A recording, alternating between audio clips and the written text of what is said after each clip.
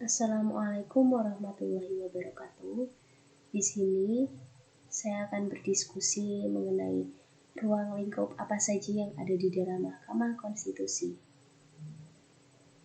Yang pertama, ruang lingkup kewenangan Mahkamah Konstitusi yang pertama, di dalam pasal 24C ayat 1 UUD Negara Republik Indonesia pada tahun 1945, Mahkamah Konstitusi berwenang mengadili pada tingkat pertama dan terakhir yang putusannya bersifat final untuk menguji undang-undang terhadap undang-undang dasar, memutus sengketa kewenangan lembaga negara yang kewenangannya diberikan oleh undang-undang dasar, memutus pembubaran partai politik, serta memutus perselisihan tentang hasil pemilu.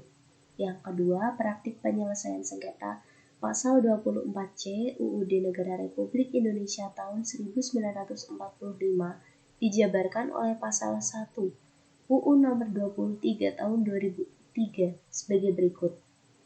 Yang pertama, pengujian UU terhadap UUD Negara Republik Indonesia tahun 1945. Yang kedua, sengketa kewenangan lembaga negara yang kewenangan diberikan UUD Negara Republik Indonesia tahun 1945. Dan yang ketiga, pembubaran partai politik, serta perselisihan tentang hasil pemilu. Penyelesaian sengketa, poin B, C, dan D adalah kewenangan sengketa.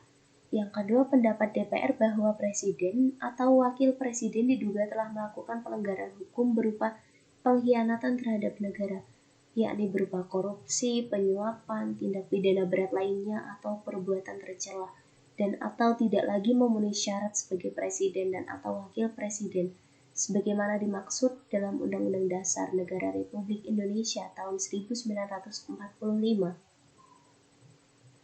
Selanjutnya, karakteristik kelembagaan hukum acara Mahkamah Konstitusi. Hukum acara Mahkamah Konstitusi sendiri merupakan alat yang fundamental untuk memperjuangkan hukum material semua undang-undang. Berbicara tentang hukum acara Mahkamah Konstitusi, tak bisa dilepaskan dari 4 kewenangan, 1 kewajiban dan 1 kewenangan tambahan Mahkamah Konstitusi. Kewenangan utama Mahkamah Konstitusi yakni menguji undang-undang terhadap undang-undang dasar. Mahkamah Konstitusi juga berwenang memutus kewenangan konstitusional lembaga negara. Kewenangan Mahkamah Konstitusi berikutnya memutus pembubaran partai politik dan memutus perselisihan hasil pemilu, sedangkan kewajiban Mahkamah Konstitusi memberi putusan atas pendapat DPR mengenai dugaan pelanggaran presiden dan atau wakil presiden menurut UUD 1945.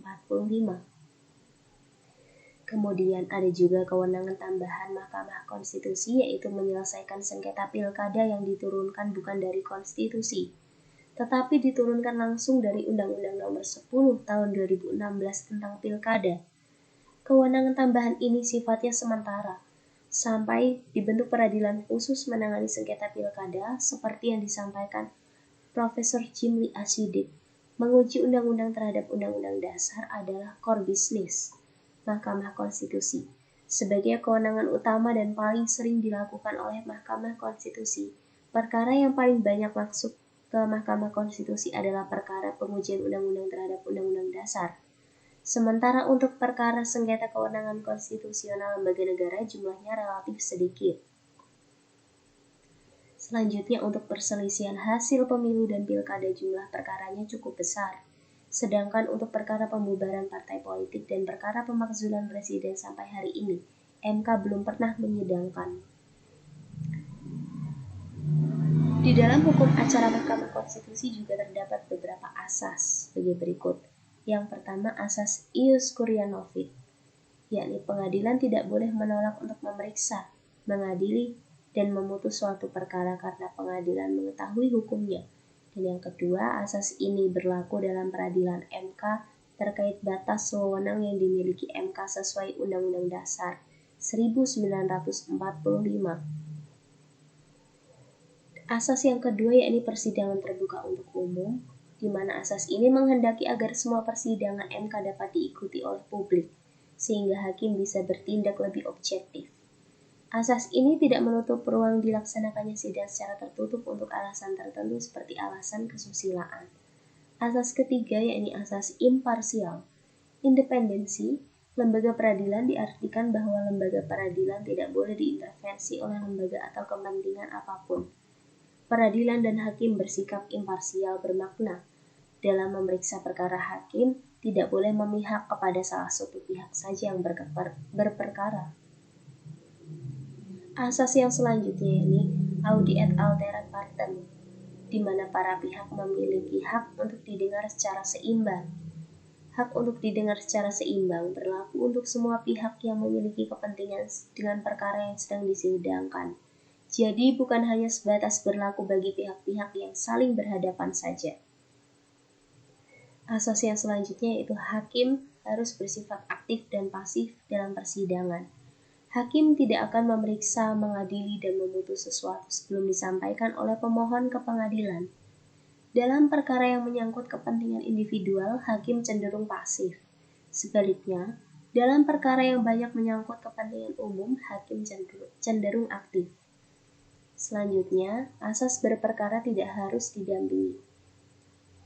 Termaktub di dalam pasal 43 UU Mahkamah Konstitusi, di mana dalam pemeriksaan persidangan, pemohon dan atau termohon dapat didampingi atau diwakili oleh kuasanya berdasarkan surat kuasa khusus untuk itu. Yang selanjutnya, asas peradilan cepat, sederhana, dan tanpa dipungut biaya. Asas ini berkaitan erat dengan prinsip equality before the law. Asas ini, proses peradilan di MK dapat diakses oleh seluruh lapisan masyarakat dan tanpa dipungut biaya apapun. Selanjutnya, prosedur dan model beracara dalam persidangan di MK. Berdasarkan materi persidangan dalam UU nomor 24 tahun 2003 tentang Mahkamah Konstitusi diatur bahwa sidang Mahkamah Konstitusi terdiri atas pemeriksaan pendahuluan, pemeriksaan persidangan, dan pengucapan putusan.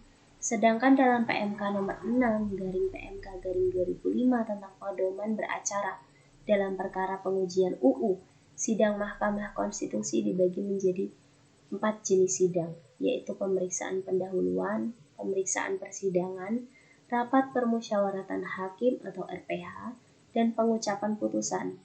Dalam UU nomor 24 tahun 2003 tentang Mahkamah Konstitusi, RPH diatur dalam bagian ke-7 tentang putusan. Pemeriksaan perkara merupakan tahapan persidangan yang dilakukan oleh panel hakim maupun pleno hakim untuk memeriksa pokok perkara. Agenda sidang pemeriksaan perkara terdiri dari A. Pemeriksaan pokok permohonan, B. Pemeriksaan alat bukti tertulis, C. Mendengarkan keterangan para pihak, D. Mendengarkan keterangan saksi, E. Mendengarkan keterangan ahli, F. Mendengarkan keterangan pihak terkait, G. Pemeriksaan rangkaian data, keterangan, perbuatan dan atau peristiwa yang sesuai dengan alat bukti lain yang dapat dijadikan petunjuk dan memeriksa alat bukti elektronik.